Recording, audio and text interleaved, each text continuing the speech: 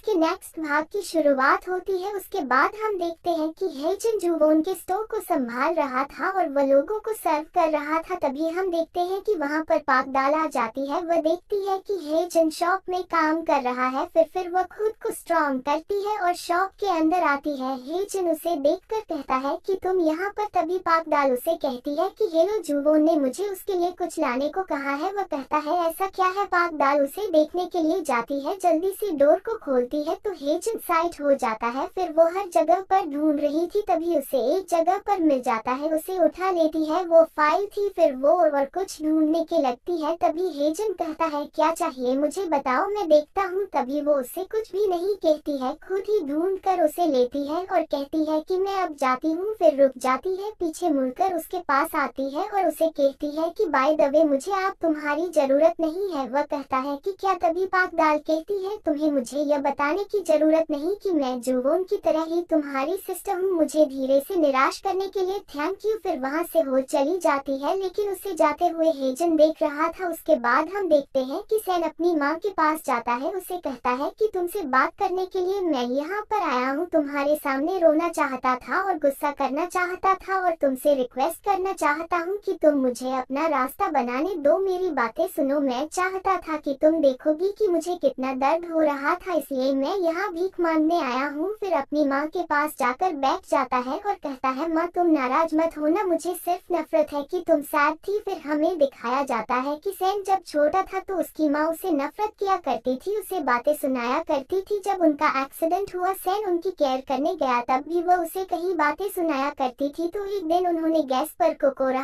Hot rice को ही gas के ऊपर से नीचे फेंक दिया था, तो उसमें वो हॉट राइस सैन की पीठ पर जाकर गिरा था। उसको दर्द हो रहा। तब उसकी माँ उसकी केयर करने की बजाय अपनी बेटी सोई की केयर करने लगती है और सैम के ऊपर चिल्लाते हुए उसे कहती है कि जल्दी से फ्रिज से आइस लाओ, मेरी बेटी को दर्द हो रहा है। तभी सैम फ्रिज से आइस लाकर उसे देता है। वह अपनी बेटी की केयर करने लगती है, लेकिन सैम की तरफ बिल्कुल भी ध्यान नहीं देती है। तब हम देखते हैं सैम की पीठ पर पूरी तरह से हॉट राइस गिर चुका था, इस वजह से उसे दर्द हो रहा था। दर्द के मारे उसके हाथ कांप रहे थे, फिर भी वो कुछ नहीं बोलता है। कहानी प्रेजेंट में आती है। वह कहता है माँ मैं आपके साथ अच्छा था, फिर भी क्यों आपने मुझे जला दिया। मैं आपको ये बताना नहीं चाहता था कि मुझे दर्द हो रहा है। मेरा गांव बहुत ही ज्यादा डेंजर था, मैं तुम्हें इसे दिखाना भी नहीं चाहता था। फिर वो अपने शर्ट को निकाल कर अपने पीठ के ऊपर आया हुआ गांव को अपने माँ को दिखाता है। तभी उसकी माँ कहती है कि तुम मुझे यह बात अभी क्यों बता रही हो। तभी उसकी माँ वहाँ से उठकर रूम में जाने लगती है। तभी वह कहता है माँ रुक जाओ, लेकिन उसकी माँ नहीं सुनती है और रूम में जाकर डोर को क्लोज कर लेती है। यह देखकर सैम को बचपन की याद आती है कि वो जब भी अपने माँ के पास जाता था तो उसकी माँ कैसे कुछ हो जाए तो डोर को क्लोज कर लेती थी और वह वहीं पर बैठकर वो रोया करता था। तब वह कहता है कि एक बार जब आप दर्द में नहीं थी तब मैंने सोचा कि हम भी ठीक होंगे, मुझे माफ करें, मुझे ठीक होने का दिखावा नहीं करना चाहिए था, मैंने एक ईडर की तरह एक्ट किया। मुझे तुम्हें सब कुछ बताना चाहिए था कि मुझे दर्द हो रहा था और मैं दुखी भी था, मैं डर गया था और आपसे हक करना चाहता था। मैं पूरी तरह से दुखी था क्योंकि मुझे ऐसा लगा जैसे कि ये भी मेरी ही गलती थी कि मेरी सिस्टर की मृत्यु हो गई। मैं अपनी सिस्टर को बहुत ज्यादा मिस करता हूँ, ये मुझे आपको बहुत पहले ही बताना चाहिए था। हमें एक दूसरे के लिए अवेलेबल रहना चाहिए, यही हमारे लिए ठीक है। अब तुम खुश हो ना, हमारा खुश रहना ठीक है। तब हम देखते हैं कि उसकी माँ रूम के अंदर रो रही थी तो बाहर सैन रो रहा था। वो अपनी माँ का बाहर आने का इंतजार कर रहा था। समय बीतता जाता है लेकिन उसकी माँ बाहर नहीं आती है। उसके बाद हम देखते हैं कि जुवोन के पापा रेस्टोरेंट को क्लोज करके जा रहे थे। तब वह देखते हैं कि जुवोन